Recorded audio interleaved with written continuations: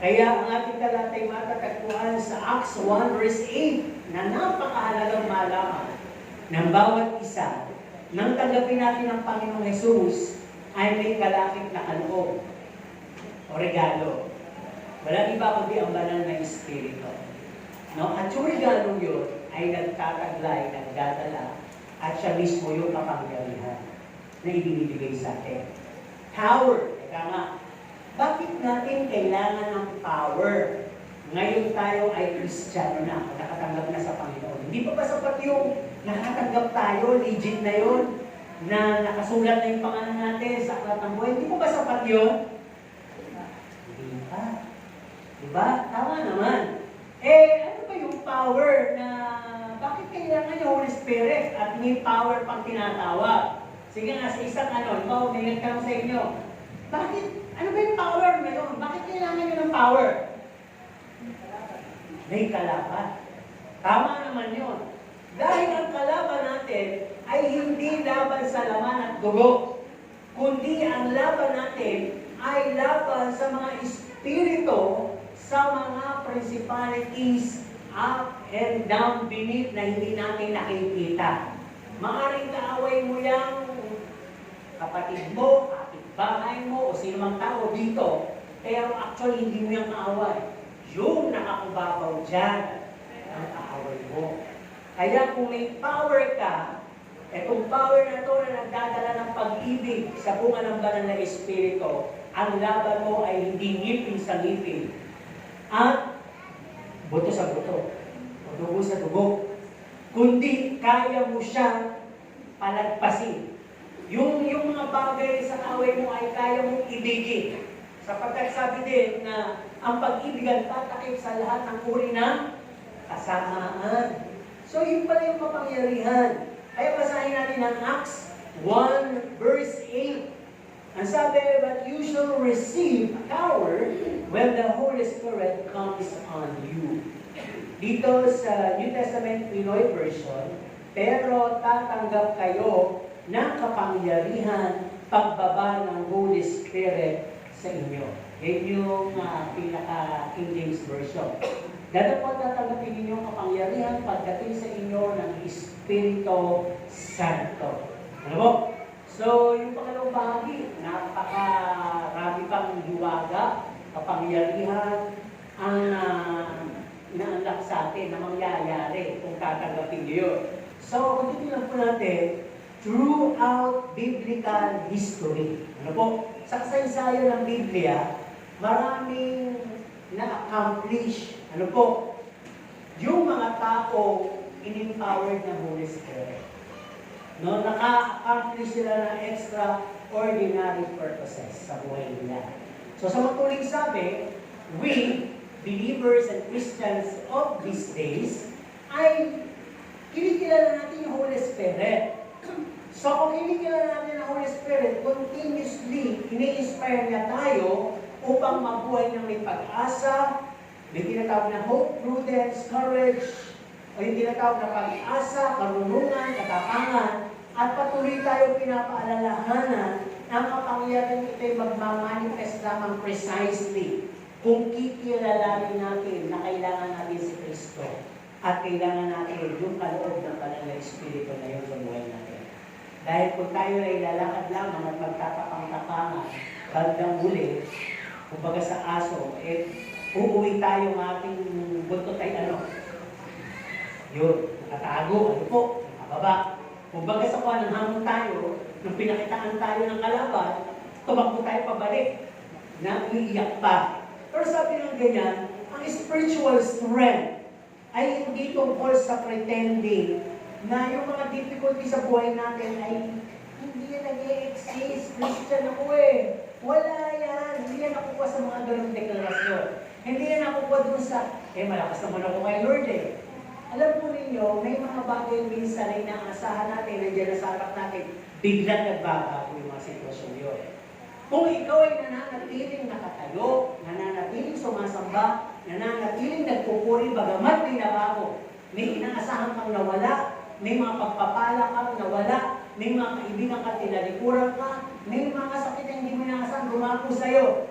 o yung tinatawag na darkest hours of your life, biglang hindi ka pa rin nabago sa iyong sitwasyon, sa iyong relasyon sa Diyos, yun yung tinatawag ng spiritual strength. Nagbigay ng Holy Spirit upang ikaw ay manatiling nakatayo. Yung natututunan mong tumatayo, no? Kahit na ang mga circumstansya ay pabago-bago. Kaya ng ganyan, yung pagtitiwala natin sa Diyos ay nagpapatuloy na ang Diyos naman ay nagbibigay ng wisdom and love. Para bang, sino dito yung habang sinusubok siya ng Panginoon ay napapalatik at naiinggap siya sa Panginoon? Para hindi natin maunawaan yun, di ba? Parang mas marami yung magtatanong. Di ba parang, bakit kung mahal mo o bakit mo sinasaktan? Parang ganun, di ba? Kaya manikad ka, di ba? Na kung sino pa yung mahal mo, yun yung sinasaktan mo. So, minsan yung away bata, away magnobya, away mag-asawa, pag nagkakaroon ng mga apologies, lalo nagiging sweeter. Pero hindi natin ina-advise na lagi kayo mag-away para lalo lumagkit at tumamis ang inyong samahan. Hindi. Kung pagkasapat, kung talagang genuine ang inyong mga apology, next time around, hindi nyo na babalikan yung mga pinagtatanungan nyo ngayon. Iiwasan mo na, ulit-ulitin yung mga pinagtatanungan nyo. At papalitan mo siya ng bagay na magiging matamis sa kanyang pakinig, sa kanyang pakiramdam. Okay, pag-usapan natin yung tiwala. Yung pagtitiwala natin ay inaalaw tayo na mag-move forward with serenity. Ano ba yung word na serenity? Ito yung tinatawag na kapanatagan sa pagpapatuloy. No? Ibig sabihin, kahit na ikaw ay nasa isang maliit na bangka at malakas ang alon, panatag ka lamang, hindi ka natatakot. Kung mag-isang patuloy ang pag-usad ng bangka mo sinasakyan. At ang sabi, kahit na hindi mo maunawaan o fully understand the purpose of each process, andun yung tinatawag na pagtitiwala. Diba? Yung pagtitiwala kasi, hindi yan mangyayari after na yung hinihiling mo nangyari. No? Doon pa lang ako nagtiwala. Hindi.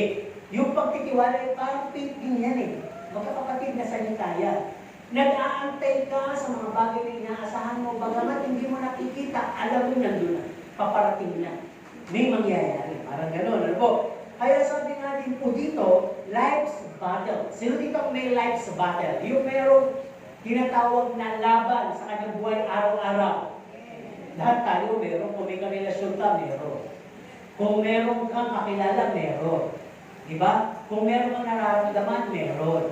Diba? Kung may nakikita ka, meron.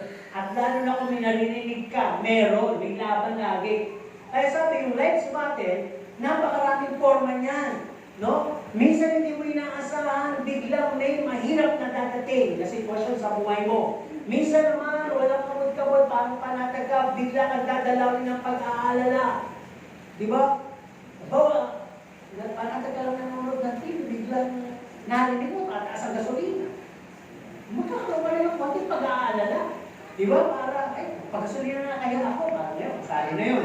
At sabi nga ganyan, minsan din may mga bagay na para bang sa tingin mo, ay ang hirap suungin, yung langgasin yun. Para bang araw-araw na lang sa buhay na to, yung pinagdadaanan ko, paulit-ulit na lang ba? Araw-araw na lang ba ako magsasakripisyo? Araw-araw na lang ba ako uunawa? Araw-araw na lang ba ako magpapatawa? Parang gano'n, di ba? Pero sabi nga gano'n, kung nagagawa mo yun, hindi ka lang mag-isa. It is because the power of the Holy Spirit is within us. Kaya nagpapatuloy ka sa lahat. Hindi ka talunan. Kaya nga sabi, di ba, pag wala na yun, parang gusto ko nang bumitaw. Di ba? Kaya sabi, in the midst of it all, the Holy Spirit continues to remind us na andyan ang Diyos na malapit lamang sa iyo, hawak niya ang puso mo, binibigyan ka niya ng kapayapaan, pinalalakas ka niya upang ang lahat ng bagay na ito ay malagpasan mo. Sino nakakakinig mo? Alam nyo, pwedeng dalawang tinig yung narinig natin. Pwede rin yung, ayan, alam mo, may Diyos ka. Bakit parang lalo kang lumapit, lalo kang nagkaroon ng mga trabalsa? lalo ka nagkaroon ng awareness, lalo ka nagkaroon ng heavy lateness, lalo ka nagkasakit, lalo kung ano nangyari sa buhay mo. Pag yun ang pinakinggan mo, talo ka. Pero kung napapakinggan mo, natural lang yan. Dahil anak ka ng Diyos, sinusubo ka niya. At huwag mong isipin na wala siya. Nandiyan siya sa bawat laban mo. Kung may pinangawa kang ang verse, salita, basahin mo ng basahin yun. Ganun yung Holy Spirit na ginilimayin sa atin. Kaya yung title natin, ayan, the Holy Spirit fights with us. Fights with you. Sinasamahan ka niya sa laban. Kaya, ang sabi nga, there are battles, no? Fought not with weapons, but within our hearts. Yung tinatawag na ngipin sa ngipin, diba? Kamay sa kamay, kamao sa kamao. May laban tayo na hindi puro gato, minsan sa puso na. Minsan na, muna natin kalaban sa sarili natin. Diba? Kapag tayo po ay walang Holy Spirit empowerment, ang lahat ay maaaring maging talunan sa ating pananaw, sa ating pag-aakala, sa ating pagtahak. Pero sabi nga, there are moments na yung takot gusto i-overcome yung confidence mo. Di ba? Merong, halimbawa, di ba, estudyante ka, nag-aral ka naman, pero parang, andun yung, baka bumaksak ako, baka hindi ko makaya. Di ba, may mga ganun. At minsan naman may mga discouragement na para bang mas matindi pa sa pag-asa. Di ba? Para bang kita ko naman andyan naman pero hindi discourage ka na hindi mo deserve. Hindi sa iyan. Hindi ikaw yan. Walang mangyayari. Huwag ka pumasa. May mga ganun. Di ba? And sometimes, may mga circumstances din na para bang ipinapakita sa atin na wala na tayong lakas to go on. Di ba para ba? Kakayanin ko ba ito? Minsan na lang sa financial, di ba? Ito na lang aabot pa ba ako hanggang sa aabot pa ba ako hanggang sa Sabado? Aabot pa ba ako hanggang sa Linggo? May mga ganong bagay. Ipinapakita sa atin.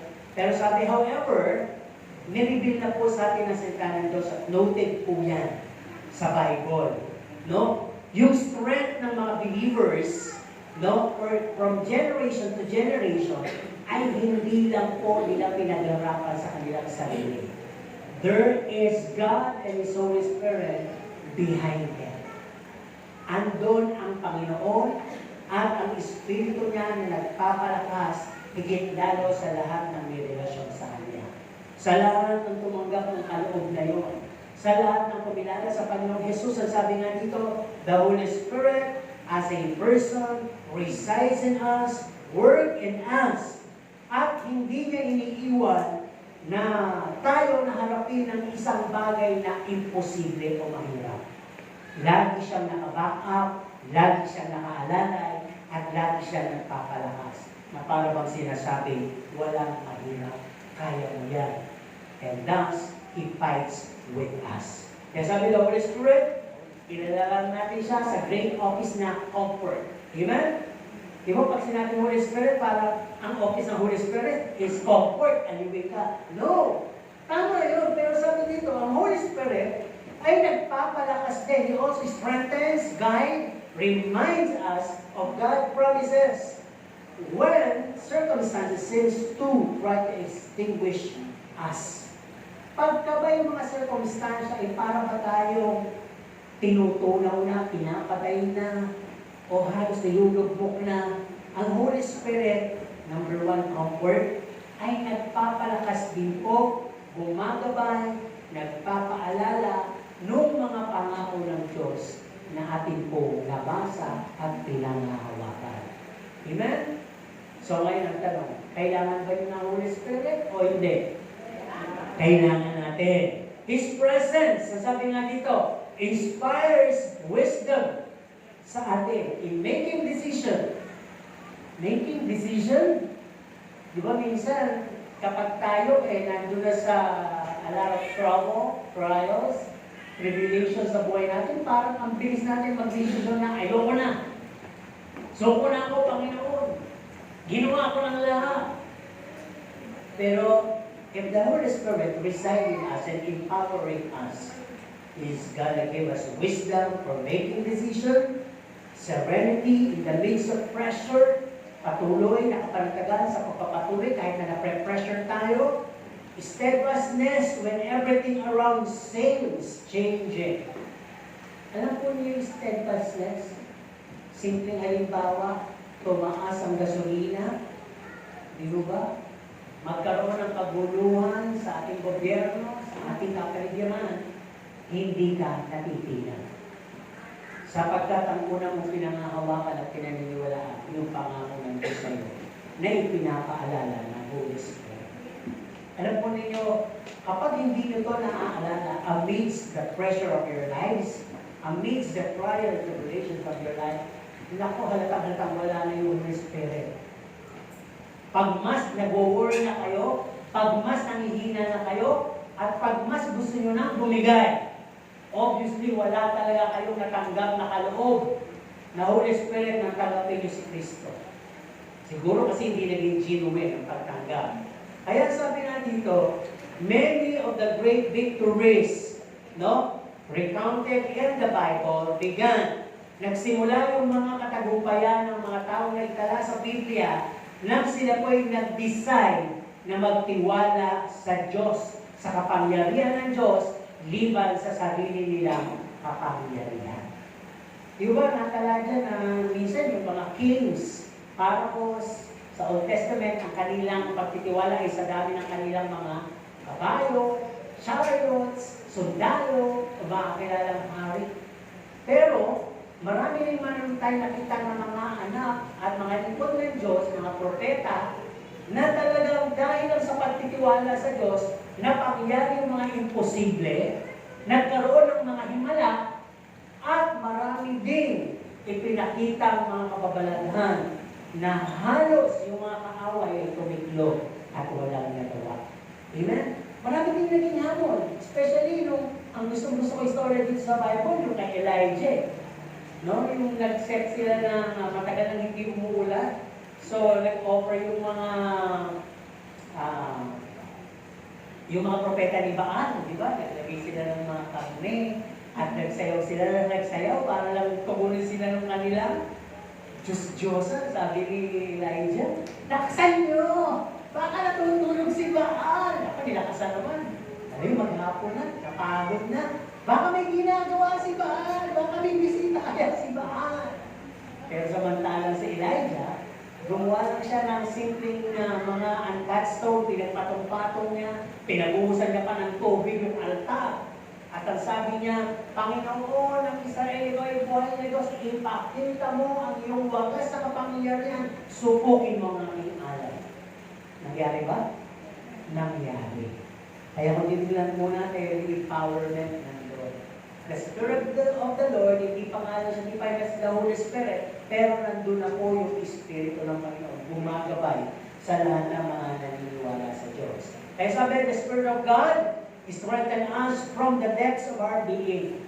Kung ang Espiritu ng Panginoon ay natanggap mo mo siya bilang Diyos sa sarili kapagligtas, parang ano yan alam niyo yung bukal, na kahit takpan mo ito, may bubukal sa kapila.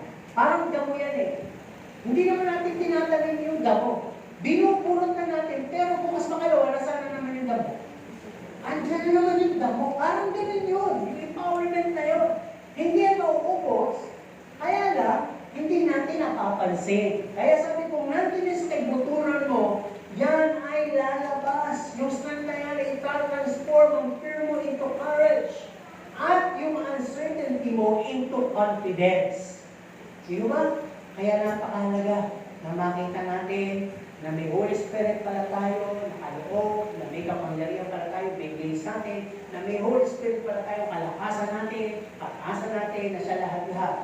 Ngayon, sa unang bagay, hindi tanong tayo, have you received the power? Tanongin namin yung katabi. Go! Ano kayong power yan? Power of ato? Power of issues? Ano kayang power yun? Yung Holy Spirit na yun! Yung tinatalakay natin, have you received the power? Or have you received the Holy Spirit gifts and fruits? Yan yung taglay doon, nung tinanggap mo siya.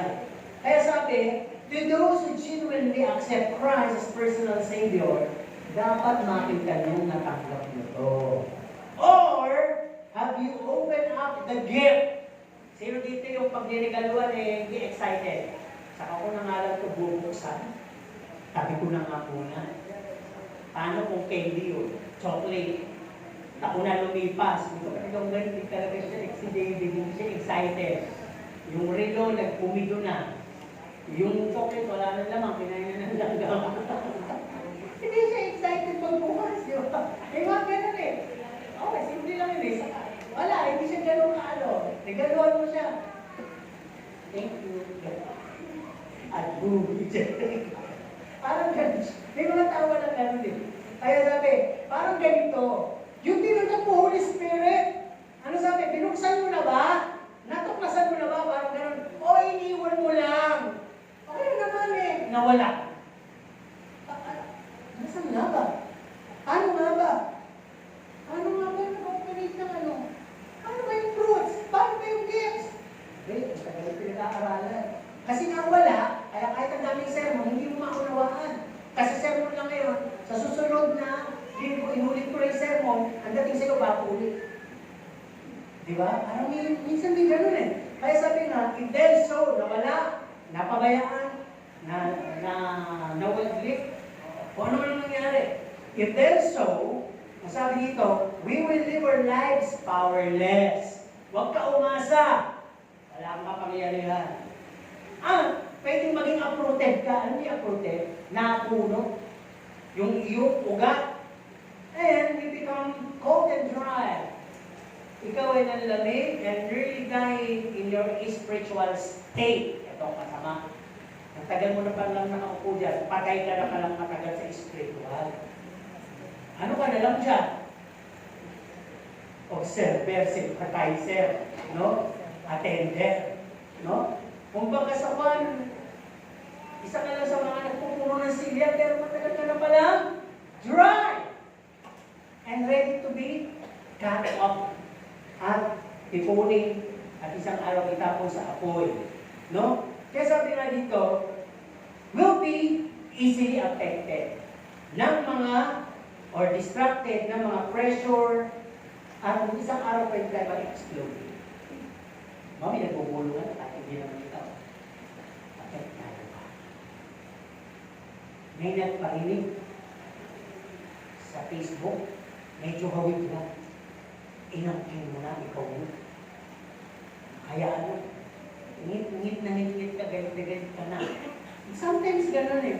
Pag talagang dry ka na, exhausted ka na, wala na yung refreshness ng Holy Spirit, wala na yung river supply of peace, wala na yung refreshness, yung fruits, wala na, hindi mo na na-apply. Kaya sabi nga dito, example natin, it will be hard for you to grab. Alam niyo yung grab? Hindi mo na-apply. To grab. Yung makakuha. Mahirap sa'yo makakuha, makadampot, makadupot, parang gano'n.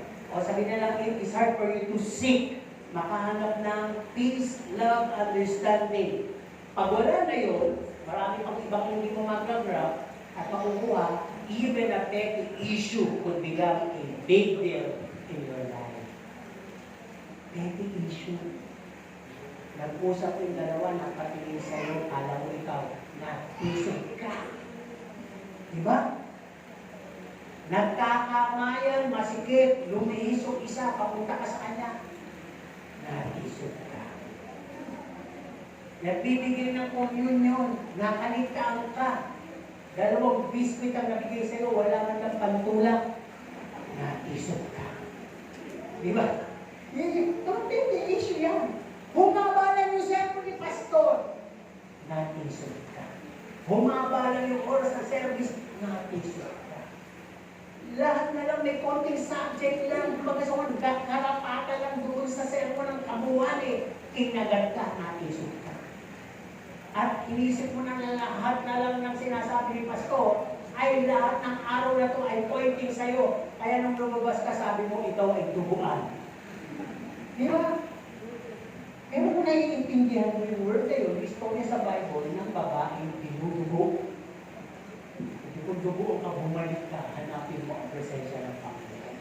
nang bumalik ka. Hindi yung hinahanap mo yung tinitira ka. Diba? Yung tinatarget kasi ako. Diba? Tuloy tayo dito. Sabi ng gano'n, kasi wala na ngayon Holy Spirit. Remember, no? Comfort, reminder, guide, strength from God cannot come into you pag wala talaga yung Holy Spirit sa buhay mo. Diba? Ang dahil palang mamimiss. Para bang hindi ka pwedeng pumasok sa isang tinatawag na exclusive na lugar kung wala kang VIP card. Minsan nga ginagawa natin, katulad sa ano, diba, bibigyan tayo ng ID. Parang hindi ka pwedeng makakuha ng meal kung wala kang ID. Parang ganun. Paano ka ma-serve ng comfort, reminder, guide, and strength ng Holy Spirit kung wala naman talaga din yung Holy Spirit sa'yo? Kasi siya yun eh. Sabi, remember, when there is power, there is victory, there is strength, there is confidence, there is comfort. And that merely is the Holy Spirit walks and fight with us in our battles. Yun na pala yun. Kaya kapag ikaw ay may victory, may power, o ikaw hindi may power, andun yung victory, strength, confidence, comfort. Kasi nga, yung Holy Spirit mismo ang sumasayo. Tama ba ba? Sumasayo. Kahit na pinagsasalita ka ng maaway mo, kahit na pinapakitaan ka ng hindi maganda, gano'n na lang talaga. No? Pero hindi ka affected. Balik ka ng kapangyarihan ng Banal na Espiritu. Dalawang bahagi. When we deny the Holy Spirit, His manifest works will not lead and guide us. No? When we deny, paano ba natin nadi-deny ang Holy Spirit? Sino nagsasabi dito na hindi na natin kailangan ng Holy Spirit? Makaluma na yun. Paano ba? Hindi na natin kailangan yung speaking tongues. Hindi naman na na-access sa langit. Tama, hindi naman. Kasi yung speaking tongues ay yan lang may katunayan na nabautismo ka ng Banal na Espiritu. Evidence. No? So whether mag-speak ka o hindi, na dumating si Kristo, hindi po yung passes para makarating ka sa langit. Pwede kasi may nag-speaking tongues sa impyerno din mapupunta. At pwede na naman may hindi nag-speaking tongues sa langit naman mapupunta. Di ba wala ito niyan? Evidence lang yun na ikaw ay napuspos ang Banal na Espiritu. Kaya sabi nga dito, when we deny, paano nangyayari yun? When we deny the Holy Spirit, His manifest works will not lead us and guide us. Sa mga tuwid, hindi kita sa'yo. It is not obviously weakness and sin in your lives. Wala ang Holy Spirit. No? Paano tinatawag mo sa sarili mong Kristiyano? Pero you render, it's just a title, but you render your lives powerless. Hindi ko naman sinabing, pag nananalangin ka, wala namang mga kasing gumagaling yung bayan hindi. Kasi pwede namang may gumaling at nagmamapuri ka. Diba? Maaaring hindi lang yun ay para sa'yo. Marami pa rin namang gifts. No? Ang ibig sabihin lang dito, ang unang-unang makikita mo ay yung pangalawa. Pag may power, may growth. May paglago.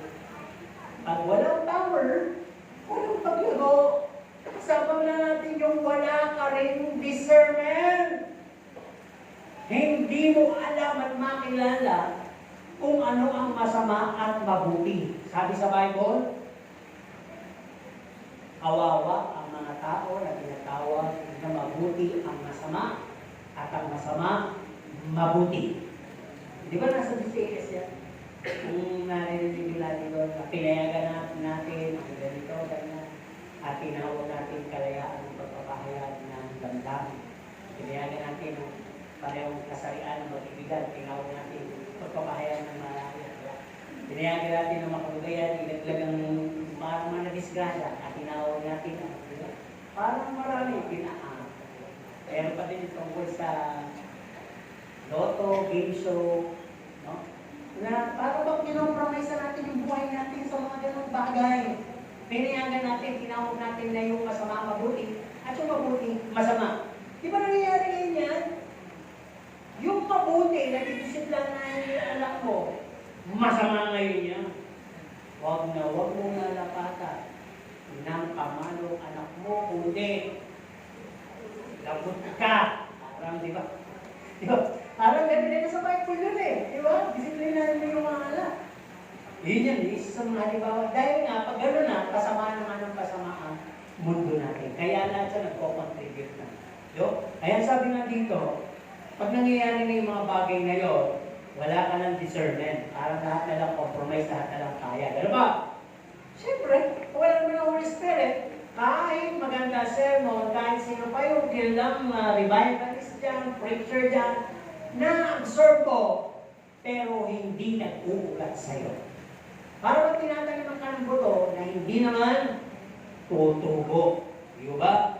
Para bang hindi mo maunawaan, hindi ka makalaya, in bondage ka tuloy sa weaknesses sa buhay mo. At itong masaklap sa lahat, number 5, ang pag-ibig ay wala sa buhay mo. Palaaway ka, mataas ka, matigas ang ulo mo, alang-alang sa kapayapaan, ayaw mo, at kaaway ka ng katotohanan. Kasabay ko yun. Pag wala kang pag-ibig, kaaway ka ng katotohanan. Dahil ang katotohanan magpapalaya sa iyo. May pag-ibig. Di ba? Okay, ano ba? Kung sabi dito, assumers only. Pag wala Holy Spirit. Ano yung assumer? Nag-aakala ka lang. Tingnan niya natin, kung naiintindihan natin.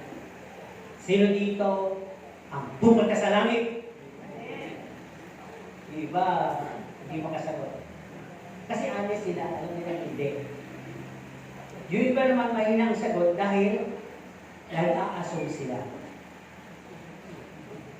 Nag-aakala. Yung iba naman malakas dahil confident sila. Ulitin natin yung tanong, pwede? Kasi hindi na narinig. Sino dito ang pupunta sa langit? Okay. Kayo sumagot niyan, panindigan niya. Okay. Hindi naman niya nakukuha sa amen lang. Alam mo? Wala namang masamang sumagot. At least gising tayo. Kaya sabi ka, pag assumers ka lang, or merely sympathizer, sabi nga nakikiagos, dala ng agos, driven by mood, driven by emotion, driven by circumstances.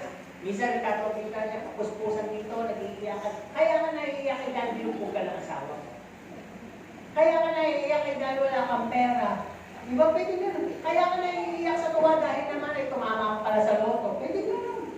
Driven by, hindi ka talaga driven by the Holy Spirit.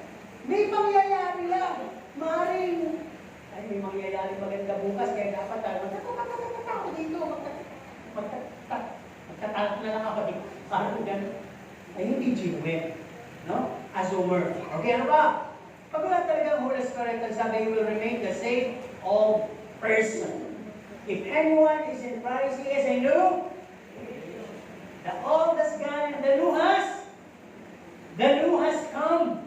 Because the Holy Spirit has come into our lives. Pag hindi nakapasok ang Holy Spirit sa buhay natin, alam niyo kung ano mangyayari? Nung pumasok kang masama, pagtagal ay higit ka lalong sumama. Di ba? Dati, titinda ka lang sa palengke, namumupit ka lang. Nagdadaya ka lang sa timba. Nang pumasok ka dito, lagi ka pang chismosa. Lagi ka pang ano. Taga pa dati, lumapit ng mga balibalita. No? Lagi ka pang snapper, lagi ka pang away sa loob. Lalong sumama, nang sumama. Okay, dapat makita mo kakaiba yun. At kung ano na nangyari, walang Holy Spirit, katulad ng 5 mangmang na birthday. Nakatagal ba sa pag-aantay? Hindi. Lumibot. Dumating ang Panginoon na iwan. Parang ganun din. Pag wala yung Holy Spirit sa atin, yung reserve, yung magbibigay sa atin ng kapanatagan, magbibigay sa atin ng waiting, yung magbibigay sa atin ng hope, yung magbibigay sa atin ng strength, inspiration. Pag wala yung Holy Spirit, parang yung mangmang, aalis na lang tayo. O kung lalating na lang muna tayo hanggang dumating na ang Panginoon na iwala pala tayo. Okay, the last point natin. not fully acquainted of the Holy Spirit. Bakit gano'n? Tagal ko ng Kristiyano, parang ako lang ang lumalaban mag-isa. Panginoon, nasan yung backup? Nasaan yung mga anghel na isusubo mo? At nasan yung Holy Spirit? Bakit parang ako lang, kahit ikaw, iniwan mo? No. Hindi ka lang acquainted sa works and personality ng Holy Spirit. Maaaring hindi mo kilala masyado ang Holy Spirit. At maaaring hindi mo naman siya tayo gawin yung welcome sa'yo. Hindi natin masisay bakit? Sa totoo lang, sino sa mga kabataan ang bold at open at gusto mapuspos ng Holy Spirit ngayon, tumayo?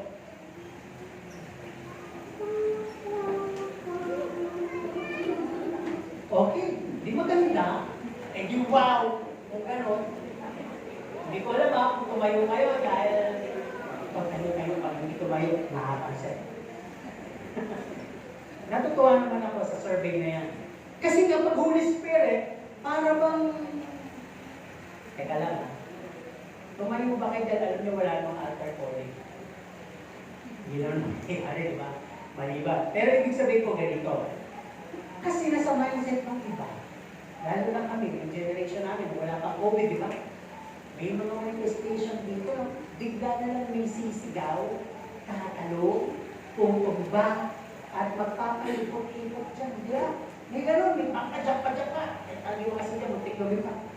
Di ba? May mga tutumba at natutumba yung mga nakatayo nakapili. At nagkakaroon pa ng masasakit na bibig yung mga natutumba. Parang gano'n. Ang dating tuloy nakakatakot ang Holy Spirit. Actually, hindi po. Baka sa manifestation kayo natatakot. Kahit naman ang bata ako bigla na lang may sisigaw kumakanta ako, nabibitawan ko yung mic sa pulat. Di ba? Ang lakas kasi talaga ng sigaw. Manifestation lang po yun. Huwag tayo matakot. Pero sabi ng gano'n, pero kasi sigaw, may tutumba, may iyak ng malakas, may mag, i-speak ng kung ano-ano na hindi mo naman maintindihan. Kaya nasabi dito, hindi lang yon at sometimes, number 2 survey, nahihiya. Dahil pag tumumba ka, nakakaiyak po. Diba? Kaya pag tumba mo gano'n, bumibilang ka ng 1, 2, 3, 4, 5, 6, 7, yung nakapagdating ng 50. Nahihiya ka pa rin, binisigit ka. Marami pa naman nakahiga, tuloy mo na tulog ko. Hindi kasi naranasan ko. Nahihiyain ko din. Ayoko tinutumba ako Isa pa natumba ako ng nakabalok itong puso, tumba ako gano'n. Ngawit na ako, Diyos ko. Ganun ako. Bumibilang ako. Kakabilang ko, parang nakatulog na ako sa pagod. Tinayo ako. Nakatayo na pala ako lahat. Pagka ako nakaranasan ko di ba? Kaya dito din dati, hindi kakapuspusan pa. Iba kasi, hindi pa naman nila alam. Di nagtumba ang lahat. Sabi ng mga bataan, nakita, nakatumba lang. Ang diba, inulog ng mga nakatumba. Saka sila rin humiga Di ba? Di ba, ganun karanasan? Di ba? Okay lang, pero sabi natin kasi talaga nakakahiya. Naku, hindi nyo pa nakabot yung mga missionary natin. Di ba? Si Dina Pato, si Allison. Yung video, wala gatang ka. At alam niya, iniisip mo. Kaya ko ikay, tayo lang tayo. Sabi sa'yo, baba. Ganun yun. At nabibisay ka lahat, di ba? Paano ba isa namang hindi nakakaintindi ng English? Sabi, you! Devil woman! Yes! Nilibok ka na. Sabi, I rebuke you! Sabi naman niya, I rebuke you! Sabi, missionary, shout! Sabi rin niya, shout! Gusto ko sabihin, kapatid mo siyang gayahin. Kaya nung tinulak siya na ito, baka lang itutulak din ito. Missionary. Diba? Minsan gano'n kaya ayaw natin isa sa Holy Spirit. Yung mga karanasan, pwede tayong maging nakakahiya o pwede tayong pagtawanan. Pero hindi yun. Ang sabi nga dito, di ba kasi na nahihiya, natatakot, di ba naman sinasabi ito? Ang hirap naman kasi, gusto mo nang mapuspos, ayaw naman. Sabi ni Pastor Buksan mo na yung bibig mo, mag-call ka na, hallelujah. Sabi ko, ayaw na rin. Di ba?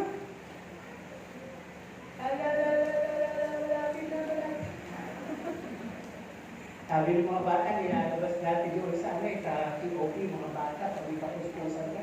Ang tagal naman nila, mami. Puntahan mo nga.